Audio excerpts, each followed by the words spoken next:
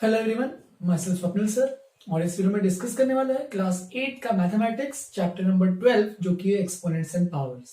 याद होगा तो मैंने प्रीवियस क्लास में मैंने कुछ होमवर्क असाइन किया था तुम लोगों को। एक्सरसाइज 12.1 कुछ मैंने पीडीएफ के थ्रू तुम्हें भेजा था, इमेज के थ्रू भेजा था तुम्हारे व्हाट्सएप के ग्रुप पे। तो बहुत कम लोगों का रिस्पॉन्स आया था मुझे, मतलब 5-6 लोगों ने मुझे अच्छे सबमिट किया था, लेकिन बहुत लोगों ने मुझे अभी तक उसका होमवर्क सबमिट नहीं किया है। जिन्होंने भी किया था उन्होंने मुझे डाउट्स पूछे थे, तो मैं आज इस क्लास में डाउट डिस्कस करने वाला हूँ। जो लोग प्रीवियसली नहीं कर पाए थे वो अभी भेज सकते हैं मुझे, पूरा का पूरा अच्छे से। ज्यादा क्वेश्चंस थे भी नहीं, उसमें बस 10 क्वेश्चंस थे। तो 10 क्वेश्चंस जिन्होंने नहीं भेजे हैं तो फटाफट मुझे 10 के 10 क्वेश्चंस फोटो क्लिक करके, मतलब सॉल्व करके फोटो क्लिक करके भेज दो, ठीक है। क्योंकि मैं चेक करने वाला हूँ, देख रहा हूँ कि तुम लोग का कैसे रिस्पॉन्स आ रहा है, कैसे इस चैप्टर को समझने में आइडिया आ रहा है कि नहीं, ये सब मैं चेक कर रहा हूँ, ठीक है। तो तुम्हारा ही फायदा होगा, अगर तुम गलती करते हो तो मैं तुम्हें एटलीस्ट हेल्प तो कर पाऊंगा, अगर तुम कुछ रिस्पॉन्स नहीं करोगे तो मैं तुम्हें कुछ हेल्प नहीं कर सकता हूँ, ठीक है।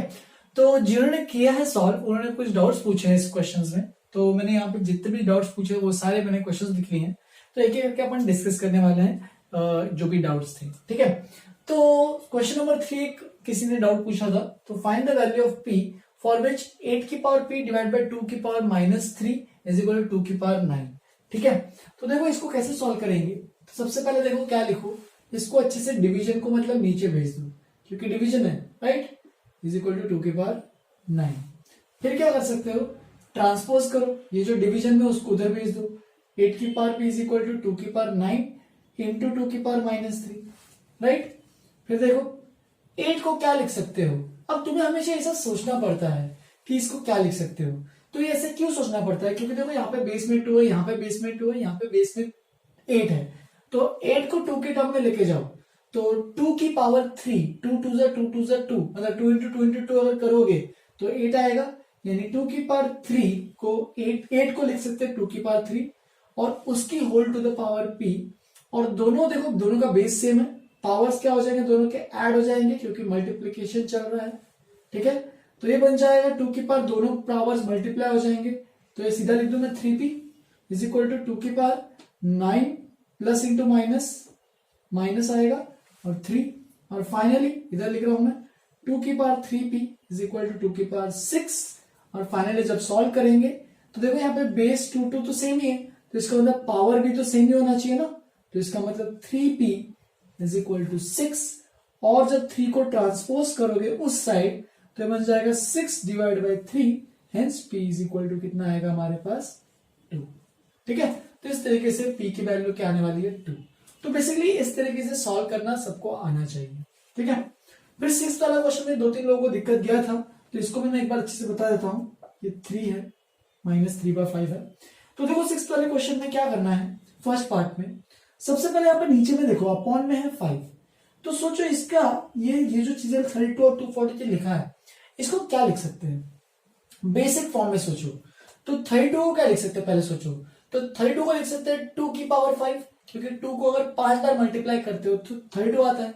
सिमिलरली अगर 3 को 5 बार मल्टीप्लाई करोगे तो क्या आएगा, देखो 3 3 जा 9, 3 जा 27, 3 जा 81 और 81 3 जा 243। तो 243 को लिख सकते हो 3 टू द पावर 5 और 32 को लिख सकते हो 2 टू द पावर 5। तो इस तरीके से ये बन जाएगा, राइट। फिर नेक्स्ट स्टेप में अगर देखोगे, मैं इसके आगे ही लिख रहा हूं, तुम्हें चाहिए तो नीचे भी लिख सकते हो इसमें, ठीक है। तो नेक्स्ट स्टेप में देखो क्या मिलेगा, ये इसका भी पावर 5 है, इसका भी पावर 5 है। तो एक प्रॉपर्टी यूज कर सकते हैं, कौन सी, 2/3 होल पावर 5 को कॉमन ले लिया। देखो इसका पावर 5, इसका भी पावर 5 है। वो प्रॉपर्टी देखो, अभी जो भी आप स्टेप बाय स्टेप कर रहे हो इसके साइड में लिखा करो जरूर कि कौन सी प्रॉपर्टी यूज कर रहे हो।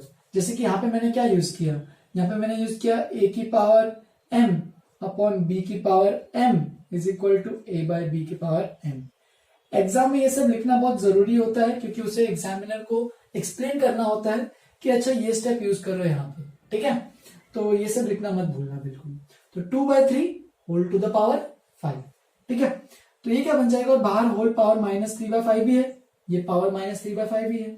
बस अब कैलकुलेट करो। इसके बाद में यहाँ पे लिख रहा हूं इधर 2/3, ये पावर्स मल्टीप्लाई में आ जाएंगे, 5 इंटू -3/5, तो ये 5 और ये 5 कैंसिल, ये बन जाएगा 2/3 होल टू द पावर -3।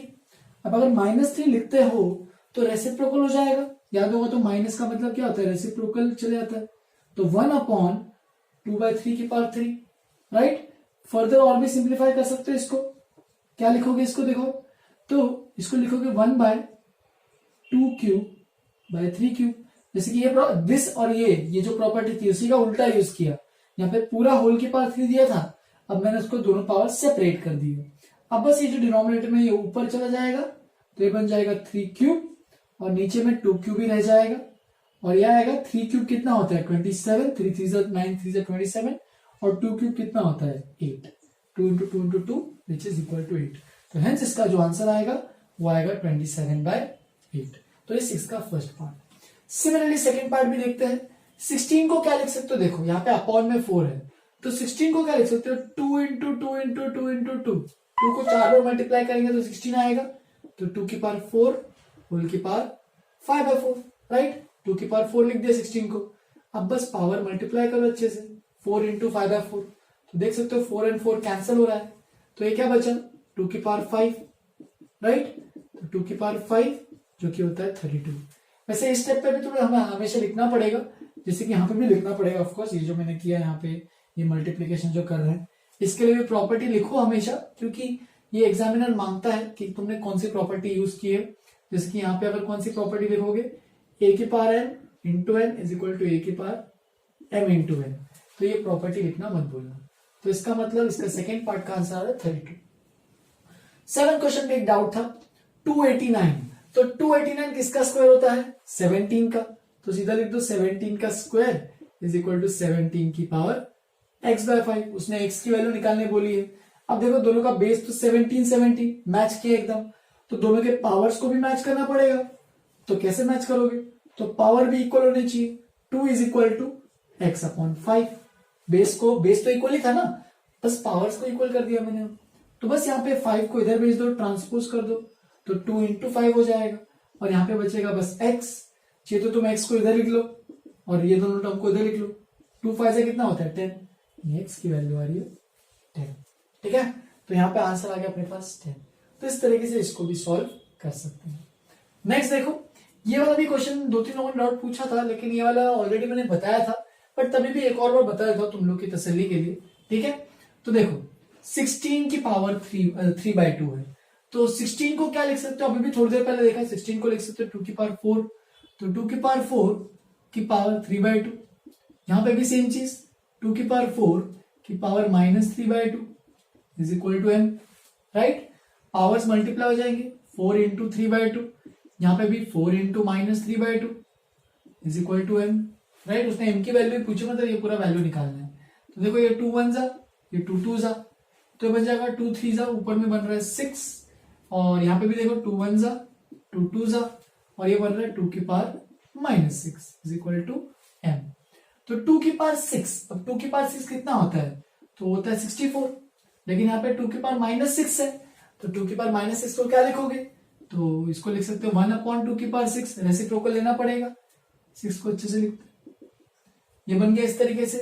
फिर 64, ये भी 1/64 इज इक्वल टू m। बस अब तुम्हें सॉल्व करना है, तो 64 एलसीएम ले लो, यहाँ पे 64 × 64 +1 बाय नीचे आएगा 64 इज इक्वल टू m। तो 64 × 64 तुम चीजें कैलकुलेट कर सकते हो, मेरे ख्याल से वो आता है 4096, चेक कर लेना चाहिए, तो +1 64 इज इक्वल टू m, और m की वैल्यू आएगी 40, यहाँ पे इधर लिख रहा हूं, इसको इधर लिख रहा हूं 4097 / 60। तो इस तरीके से अपने पास ये 8th वाला क्वेश्चन भी सॉल्व हो जाता है, ठीक है। तो ये जो ये सारे डाउट्स थे जो भी तुम लोगों ने पूछे थे, जिन्होंने किया था, जिन्होंने नहीं किया उन लोगों को भेजना है मुझे आज के आज ही भेजो, कोशिश करना, ठीक है। आज के आज ही फटाफट इसको कंप्लीट करके मुझे भेजोगे, ठीक है। जिन्होंने नहीं भेजा है, जिन्होंने भेजा है कोई दिक्कत नहीं है उनको आज, ठीक है। तो ये तो हो गया। अब एक नेक्स्ट टॉपिक स्टार्ट करने वाला है आज, जो सेकंड टॉपिक है, जो इंपॉर्टेंट टॉपिक है और जो लास्ट टॉपिक है इस चैप्टर का, वो है comparison between very large numbers and very small numbers. तो वो स्टार्ट करते हैं। पहले इतना अच्छे से तुम चाहिए तो लिखना है तो लिख सकते हो। चलो फिर आगे बढ़ते हैं। जैसे कि मैंने कहा था कि एक्सपोनेंट्स एंड पावर्स का मेन जो टॉपिक है वो एक standard form and large numbers and small numbers को कंपैरिजन कैसे करना है वो सीखने के लिए हमने जितने भी हमने laws of exponents and powers जितने भी सीखे थे 7 सीखे थे, ठीक है। तो वो सब का एप्लीकेशन अभी होने वाला है इस टॉपिक के अंदर, ठीक है। तो जैसे कि अभी इस टॉपिक का बेसिक आइडिया, बेसिक इंट्रोडक्शन देता हूं कि क्या है इस टॉपिक में। जैसे कि अगर तुम्हें पूछा जाए कि अर्थ का डायमीटर कितना है या फिर सन एंड अर्थ के बीच में डिस्टेंस कितना है, तो दिमाग में क्या आता है कि वो जो वैल्यू रहेगी वो बहुत बड़ी वैल्यू रहेगी कि सर 2160000 ऐसा कुछ वैल्यू तो रहेगी, ठीक है। बहुत सारे जीरो रहेंगे, ठीक है, डिपेंड करता है किलोमीटर मीटर जो भी पूछा है, ठीक है। तो वो बहुत बड़ी वैल्यू को अगर मुझे मतलब ऐसे लिखते जाऊंगा 216 अगर 25 जीरो है, ऐसे लिखते जाऊंगा 25 जीरो, तो उससे अच्छा मुझे कुछ शॉर्टकट फॉर्म बनाना पड़ेगा, स्टैंडर्ड फॉर्म बनाना पड़ेगा, ताकि मैं बड़े से बड़ा नंबर एंड छोटे से छोटा नंबर भी एक्सप्रेस कर सकते हैं। जैसे कि अगर पेपर की बात की जाए, पेपर का अगर थिकनेस देखना होगा तो तुम क्या नॉर्मल स्केल से मेजर कर सकते हो कि पेपर की मोटाई कितनी है, कितना मोटा है पेपर अपना? नहीं, तो उसको भी अलग तरीके से मेजर करते हैं, वो एक डिवाइसेस होती है।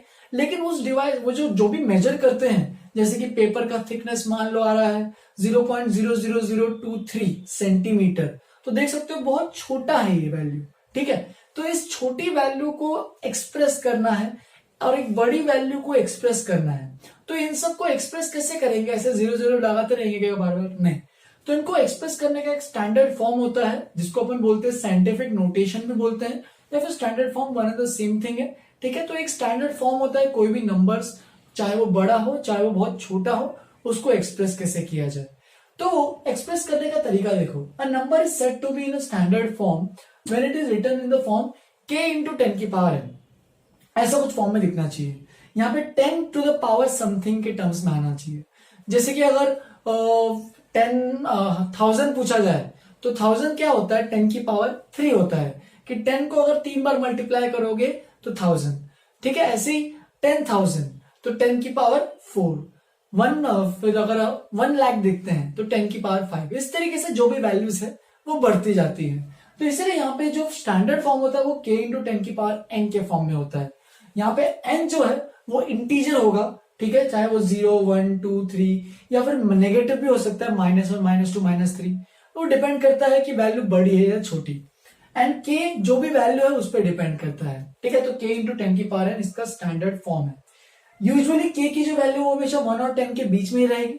k की वैल्यू 1 हो सकती है लेकिन k की वैल्यू 2 नहीं, मतलब 10 नहीं होगी, ठीक है। मतलब k एक सिंगल डिजिट नंबर रहेगा या फिर वो डेसिमल के फॉर्म में भी कुछ आ सकता है। जैसे कि k की वैल्यू 2.314 हो सकती है, 23.14 नहीं हो सकती है। 1 मतलब डेसिमल के पहले बस सिंगल डिजिट होना चाहिए, बस इतना याद रखो। k की वैल्यू 1 और 10 के बीच में होनी चाहिए एंड n जैसे कि मैंने कहा इंटीजर होना चाहिए।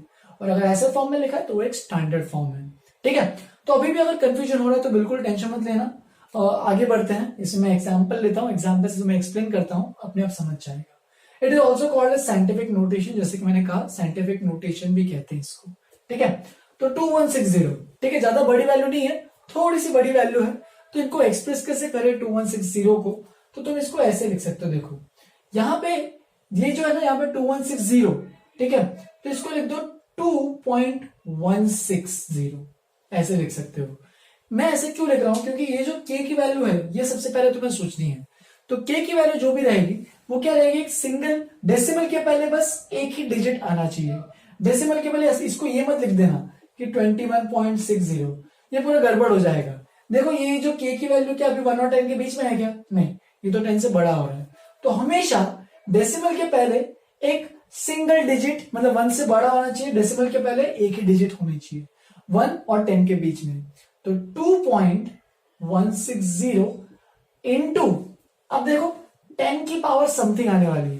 तो देखो 10 की पावर करता क्या है जब मल्टीप्लिकेशन करते हो? जैसे कि इसको यहाँ पे 1000 होना चाहिए था, तभी तो जाएगा ना। तो यहाँ पे 1 2 3 ऐसा आगे जाएगा। तो इसका मतलब ही यहाँ पे 10,000 का मतलब क्या है? 10 की पावर 3। हेंस इसको अगर तुम्हें स्टैंडर्ड फॉर्म में लिखना है 2.160, तुम चाहिए तो जीरो को, ये वाले जीरो को हटा सकते हो क्योंकि डेसिमल के एंड में आ रहा है, इंटू 10 की पावर 3। तो 2160 का अगर साइंटिफिक नोटेशन देखा जाएगा तो तो वो होगा 2.16। याद रखना बस डेसिमल के पहले एक डिजिट आना चाहिए।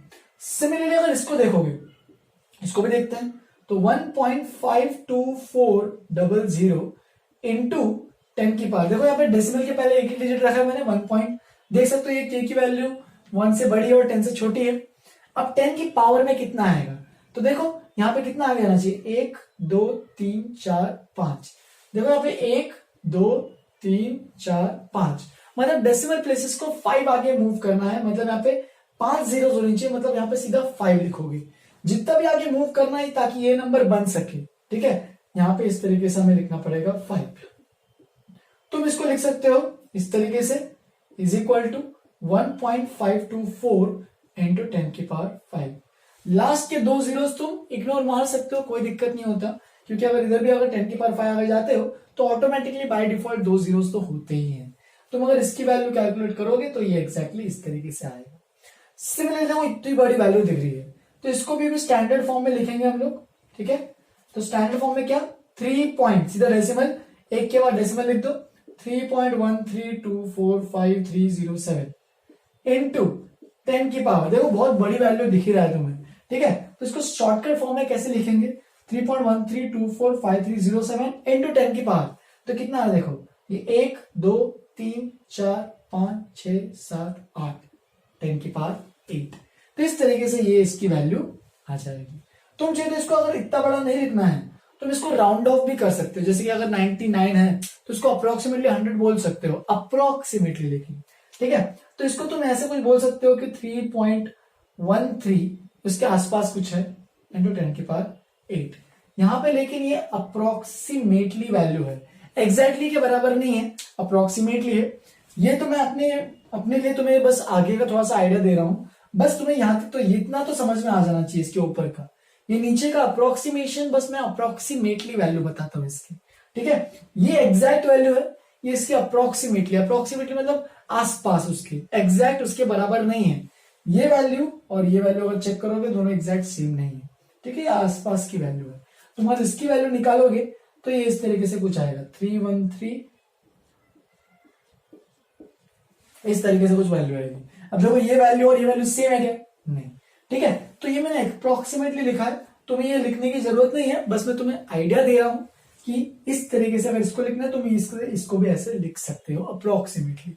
ये साइन का मतलब ही होता है कि अप्रोक्सीमेटली इसकी वैल्यू है, बट तुम्हें इतना बस लिखना है तो इतना ही लिखोगे एग्जाम में, ये बिल्कुल मत लिखना, ये मैंने तुम्हें बस एक्स्ट्रा नॉलेज बताया है तो याद रखना। ठीक है, तो 3.132453007 इंटू 10 की पावर 8, बस जितने डेसिमल प्लेसेस आगे दौड़ोगे उतने उसकी पावर आएगी। ठीक है, तो ये बड़े नंबर्स को जब एक्सप्रेस करना है स्टैंडर्ड फॉर्म में, वो तरीका मैंने बताया बड़े नंबर्स को एक्सप्रेस करना। लेकिन अगर छोटे नंबर, जैसे कि मैंने बताया थिकनेस ऑफ पेपर अगर हमें चेक करना है कितना है, तो उसको भी स्टैंडर्ड फॉर्म में कैसे लिखेंगे, तो उसको भी लिखने के लिए मैंने यहाँ पे स्टेप बाय स्टेप प्रोसीजर लिखा है। बहुत सिंपल सा प्रोसीजर, ज्यादा टेंशन वाला काम मत लेना। तो देखो प्रोसीजर स्टेप बाय स्टेप देखते हैं, हेडिंग देख लो, steps to express very small numbers in standard form. जैसे कि थिकनेस ऑफ पेपर को अगर मुझे स्टैंडर्ड फॉर्म में लिखना है तो मैं कैसे लिखूंगा, obtain the number and see whether number is between 1 and 10 और इट इज लेस देन 1।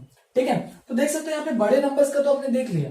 अब अगर छोटे नंबर्स यानी 1 और 10 के बीच में जो नंबर्स हैं, या फिर 1 से भी कुछ छोटे नंबर्स हैं, जैसे कि 1 और 10 के बीच में 7 9 8 6 जो भी है वैसे टाइप के नंबर्स हैं, या फिर 1 से छोटे नंबर्स जैसे कि 0.05 0.001 0.009, इन सब नंबर्स को एक्सप्रेस कैसे करेंगे।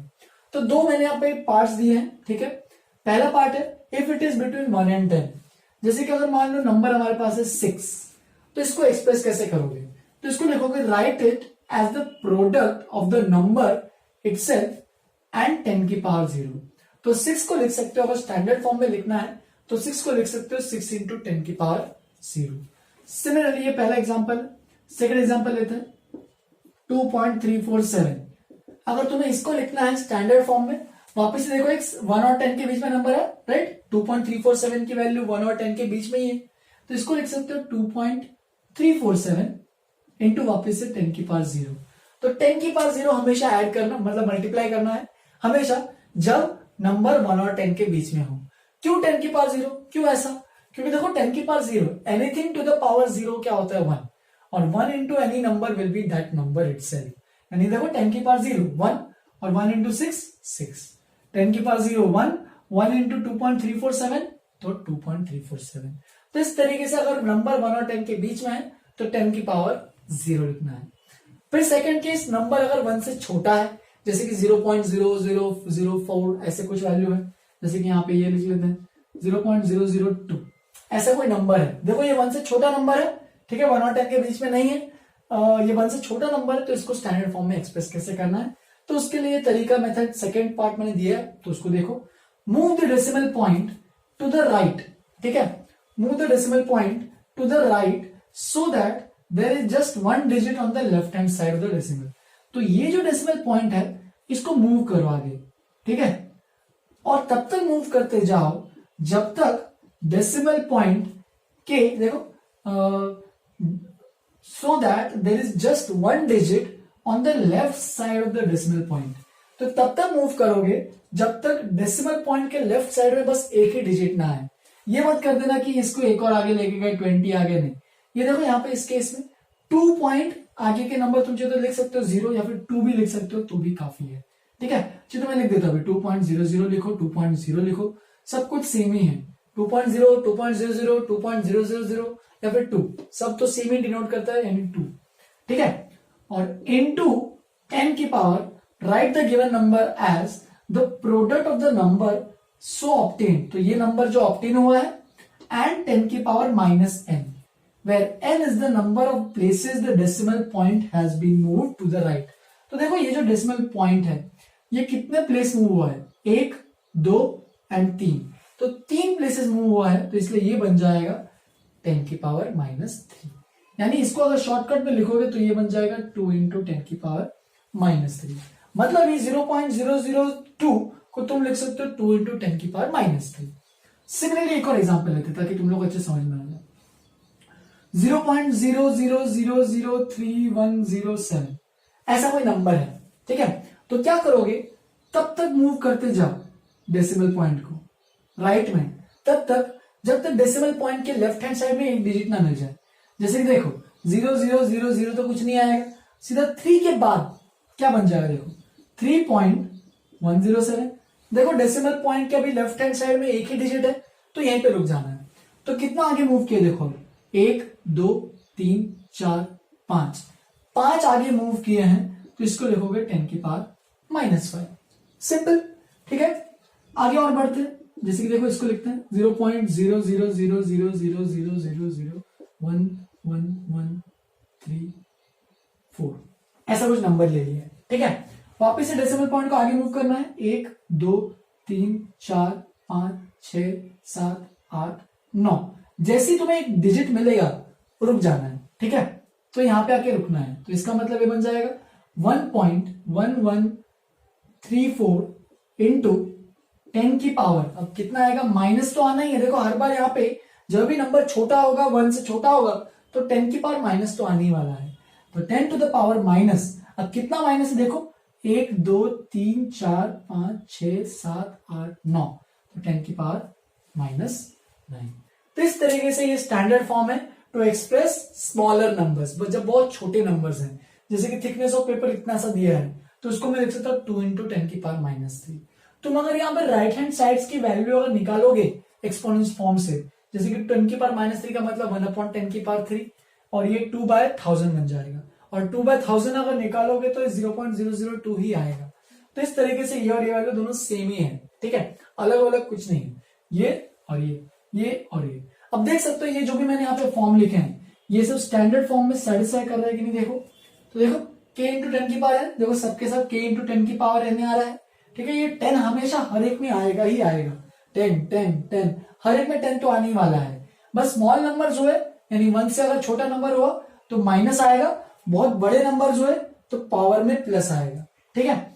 और अगर 1 और 10 के बीच में नंबर रहे तो पावर में 0 आएगा, ठीक है।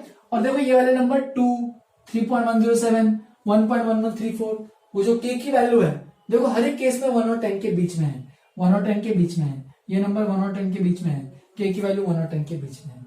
तो इस तरीके से हम लोग एक्सप्रेस करते हैं कोई भी छोटे से छोटा नंबर, कितना भी छोटा हो उसको भी एक्सप्रेस कर सकते हैं, या फिर बड़े से बड़ा नंबर कितना भी बड़ा हो, जैसे कि डायमीटर ऑफ अर्थ, सन और मून के बीच में डिस्टेंस, सन और अर्थ के बीच में डिस्टेंस, सन का डायमीटर, तो ये बड़े बड़े जो नंबर्स हैं उनको भी एक्सप्रेस कर सकते हैं इस तरीके से। ठीक है, तो ये साइंटिफिक नोटेशन होता है ऑफ नंबर्स। ठीक है, हर बार याद रखना, आप पे 10 की पावर ही आने वाला है, इसके अलावा कुछ नहीं आएगा। ठीक है, चलो फिर आज के लिए इतना ही मैं बताता हूं। नेक्स्ट क्लास में मैं कुछ कंपैरिजन बताऊंगा कि एक बड़े नंबर को और एक छोटे नंबर्स को, या फिर दो नंबर जो साइंटिफिक नोटेशन में लिख रहे हैं उनको कंपेयर कैसे करेंगे, उनको ऐड कैसे करेंगे, मल्टीप्लाई कैसे करेंगे, डिवाइड कैसे करेंगे, तो वो भी एक्सप्लेन करूंगा लेकिन नेक्स्ट क्लास में। ठीक है, आज के लिए इतना ही। आज के होमवर्क में कुछ तुम्हें ऐसा इतना नहीं है कुछ आज होमवर्क। ठीक है, जो मैंने वो बताया था उसी को कंप्लीट करो, जो एक्सरसाइज 12.1 थी। ठीक है, तो उतना करना अच्छे से। आज के लिए इसके अलावा कोई होमवर्क नहीं रहेगा, बस इसको अच्छे से कंसेप्ट को समझो, रिवाइज करो, और कोई भी अगर इश्यू या फिर कोई भी डाउट रहा तो मुझे पर्सनली व्हाट्सएप पे मैसेज करो। ठीक है, चलो फिर ये पे खत्म करते हैं। आज के लिए इतना ही। Have a good day, enjoy.